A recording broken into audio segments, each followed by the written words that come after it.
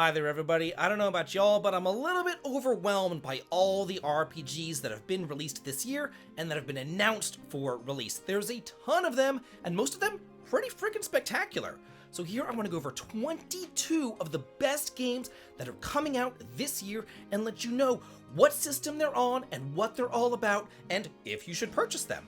And I totally think that that's worth the sub as I try my hardest at 100,000 subscribers. With your help, your like, and your sub, I know that I can get there. So thank you so much for that. And now I want to start going over all these games in release order starting in January and bringing you up all the way through the holiday season. First up, we have Tales of Grace's F Remastered for the PS4, PS5, Xbox, Switch, and PC. This year is the first of many remakes and remasters that you'll be seeing on this list. All of them fantastic though, because only the creme de la creme are admitted here.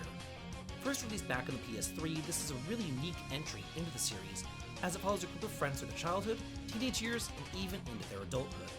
And this remaster here offers new quality of life improvements, such as auto-saving, the ability to turn off encounters, and all DLCs included too. So if you're a fan of the Tales series, or just like action RPGs in general, you don't want to miss out on this one. Number 2, The Legend of Heroes Trails Through Daybreak 2, for the PS4, PS5, Switch, and PC. I absolutely adore the Trails series. I have for almost 20 years now, and here's the second installment of the Daybreak series. And while it's really kind of filler and doesn't exactly move the plot along, it is still a must-play if you're a fan of the series, and if you want to see what's coming up next. And you will, because a third installment in Calvard is coming up this fall, and it is later on this list. Number 3, Suikoden 1 and 2 HD Remastered Collection, for the PS4, PS5, Xbox, Switch, and PC. The first two Suikoden games are some of the best Suikoden games, especially the second one. If you want the peak Suikoden experience, at least play through that one. But you might as well play through the first one too, as it is on the shorter side, and lots of goodies carry over to the second game too. And this remaster here adds greater ambiance, with new sound effects, new art, bug fixes, and brand new fresh translations. And this isn't your typical anime JRPG either. This is a real human story about love, war, loss, family, country, brotherhood, and justice that should not be missed by anybody who enjoys turn-based RPGs. And believe me, the best way to experience these two gems is in a back-to-back collection, just like this. Number 4, Xenoblade Chronicles X Definitive Edition for the Nintendo Switch. Originally released back on the Wii U, this has been completely revamped along with additional storyline elements and quality of life improvements. This here is a side story to the rest of the series, taking place after Earth is destroyed and after you crash land on the planet Mira and establish New LA, which kind of acts as like your home base before you go out and explore 5 different continents in like an open world style. I will say though, the main storyline here does take a backseat to the side quests and exploration. But honestly, that's pretty much like my favorite part of the Xenoblade series. Just kind of like going around and taking in all the beautiful environments and seeing what's out there. It's so beautiful and so much fun. Number 5, Atelier Yumiya, for the PS4, PS5, Xbox, Switch, and PC. Xenoblade meets Atelier? Honestly, that's really what this game feels like. The action-based combat along with cooldowns and the massive open regions to explore, along with like the discovery points, the teleports, and just the expansive environments unfolding before you, it's just a masterpiece, and easily my favorite Atelier game ever made. I really hope that they continue along this line with the series because it's just a boatload of fun. Number 6, Geomythica for the PC. Here we have an 8-bit RPG where you explore real-world locations like LA, New Orleans, the Great Pyramid, and Stonehenge, as you traverse a real-world map. It reminded me a ton of like Star Tropics with the action-based combat, but you can also pause to issue commands, so it's kind of like turn-based too. This here is a fun globe-trotting adventure for everyone, but especially a dream for geography lovers like me. Number 7, Saga Frontier 2 Remastered for the PS4, PS5, Switch, mobile, and PC. Another entry, another remaster. This was originally released back at the PlayStation 1 25 years ago, and while I really didn't appreciate it all back then, I can totally appreciate it now, with a dual protagonist system, an absolutely gorgeous watercolor world to explore, tons of ruins and secrets to find, and a non-linear story to follow along. This here is a definitive way to play this classic, especially now that it's been fully fleshed out with post-game content, as well as storyline vignettes to wrap up the loose ends. And now with that, we've covered all the games that I think are worth purchasing that have come out so far this year. So now, let's look at some future releases. With number 8, the Lunar Remastered Collection, coming out on April the 18th for the PS4, PS5, Xbox Switch, and PC. I love Lunar! These games could very well be the first games that I ever played that had animated cutscenes, as well as voice acting, and even singing. The boat song still gives me chills to this day, and the storylines will stay with you for the rest of your life, and you'll definitely fall in love with the characters in the world. The battle system is turn-based, but it's unique, because you can move around the field and target different areas.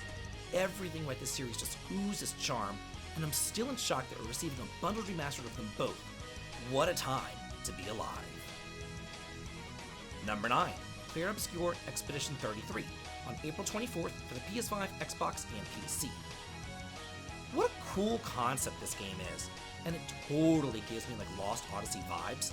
And when we seem to be getting all sorts of like remasters and remakes every time we turn around, it is so nice to be seeing a brand new IP with a story that has also been never attempted before. Once a year, the paintress awakens to inscribe her cursed number on the monolith, and everybody of that age vanishes, fading into nothingness. And each year that number decreases, and real soon she'll mark 33. So it's up to you to stop her deadly cycle once and for all. This has turn-based combat and gorgeous graphics with time mechanics, and I'm so looking forward to this. Number 10, Rune Factory, Guardians of Azuma, coming out on May 30th for the Switch, Switch 2, and PC. While I'm not the biggest fan of farming sims ever, I do love Rune Factory, and this entry isn't promising more of the same here. You actually get something different. You get to choose 2 new protagonists as you take on the role of the Earth Dancer, who's destined to return hope and life to the one thriving land of the eastern country of Azuma. This Japanese-inspired land is filled with different seasonally themed areas, different weapons to equip, and relationships to cultivate. I can't wait to lose myself in this grandiose adventure. Number 11, Lost Soul Aside, coming out on May 30th for the PS5 and PC. We're totally eating well this day because both Rune Factory and Lost Soul Aside come out on May the 30th. This is set in a fantasy world where science fiction, swords, and superpowers coexist. It's an action RPG that tells the story of Kaiser, following his accidental merger with the Symbiont Arena, and it promises to be a strong adventure full of breathtaking visuals and adrenaline-pumping combat. And it's not like a Souls-like either. Hallelujah! There being so few new IPs lately, I am just more than happy to support this new one. Number 12, Bravely Default Remastered, on June the 5th for the Switch 2. Here is the one launch title for the Switch 2 that I actually care about. And as of the publishing of this video, it is currently a Switch 2 exclusive. How long that will be the case still remains to be seen though. This is the full-up remaster of the 3DS masterpiece, featuring turn-based combat, world maps, airships, and more jobs that you can shake a stick at. If you're a fan of old-school classic RPGs, especially games like, Final Fantasy V, then you owe yourself to play this one. Number 13, Rado Remastered, for the PS5, Xbox, PS4, Switch, and PC on June the 18th. We're back to the remakes. This here was originally released back on the PlayStation 2, and it's a spin-off entry in the illustrious SMT series. But now with revamped visuals, quality of life features, new voiceovers, and a completely overhauled battle system, and unlike pretty much every other entry in the series, this is action combat, not turn-based. This is a cool one that you don't want to pass up. You play as a detective investigating a strange young heiress in 1930s Tokyo as you move between the real world and the dark realm where demons abound. Number 14, Trails in the Sky the First, for the PS5, Switch, and PC, releasing this fall. I cannot tell you how many people have asked me, "Hey David, where should I start in the Trails series?" Well, to answer your question, here. Start here. This is the game that started it all after all, but now it is a full from-the-ground-up remake and it looks absolutely stunning. Utilizing a modern Trails engine, going back to the beginning of the saga to follow Estelle and Joshua as they make their way through Liberl, and something tells me that if they're going to remake the first chapter, they're definitely going to be remaking the second, and even the third, too. Number 15, Trails Beyond the Horizon, releasing this fall for the PS4, PS5, Switch, and PC. This is the third game in the Daybreak trilogy, and I'm so looking forward to it because after the poor reception of Daybreak 2, the president of Falcom himself came out and said, hey, we gotta move this story along. We can't drag it out for a year and a day. So this is the catalyst towards the exciting finale and the conclusion of this 20-plus year-long saga, and I cannot wait to see where they're going with this. And my good friend the Kaseki Nut has already played it, and he cannot stop raving about it, so I know that I'm in for a good time with this one. Now the rest of these games don't have a firm release date, or even a quarter of when they're going to be releasing, but they are confirmed to be releasing this year. With number 16, Shrine's Legacy. This could really be seen as like a Zelda, but with co-op action. But in reality, it's a spiritual successor to the Heaven and Earth trilogy, just with more puzzles.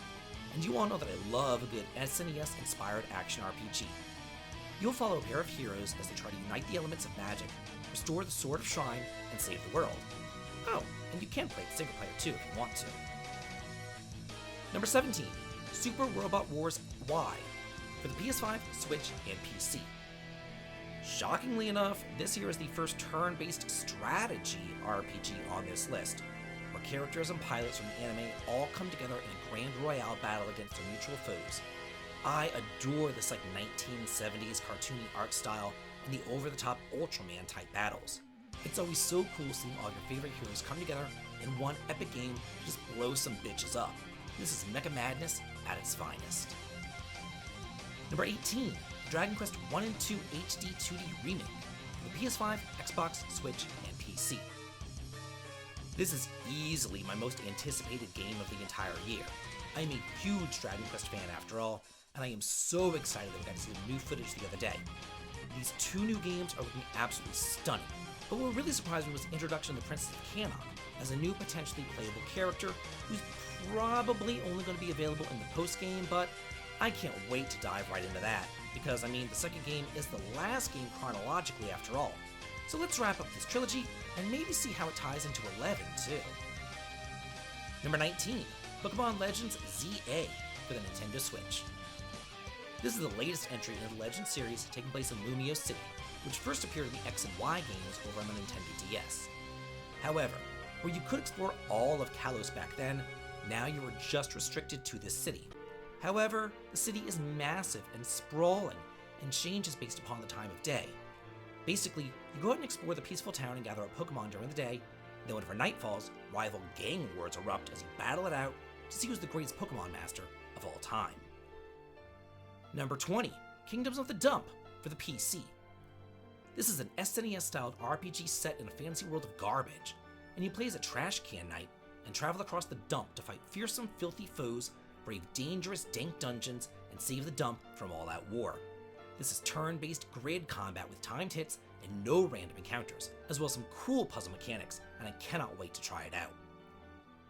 Number 21, Quartet, releasing for the PC. I can't wait for this indie RPG. If you like classic SNES games and scenario systems, turn-based combat, world maps, puzzles, dungeons, robust equipment systems, then you will love this.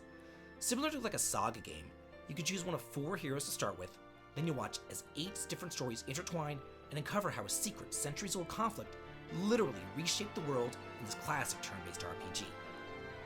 And finally, number 22, Ys vs. Trails in the Sky, Alternative Saga, for the Nintendo Switch, PS4, PS5, and PC. This was originally released back on the PSP, but only in Japan. But now it's getting remastered and released in the West. And it's essentially like Dissidia, but for Falcom, where you can build up and assemble your dream team of Ys and Trails characters and then battle it out between the two franchises. Not only that, but as full voice acting and fan-favorite characters to join up as support characters too. We are really getting just about every single Falcom game released nowadays, and that's great. So that's it for all the games being released this year, at least so far, that I'm definitely going to be buying. It's only April, and we have a ton of games to look forward to for the rest of the year. It's really shaping up to be a stellar year for RPG lovers. But now I do want to hear from you. What games are you most excited about, and what games are you going to be buying? Let's all talk and chat about it. And if you like this video, there's another one that I really do think that you'll thoroughly enjoy. So please do be sure to check that one out, and as always, have a good day.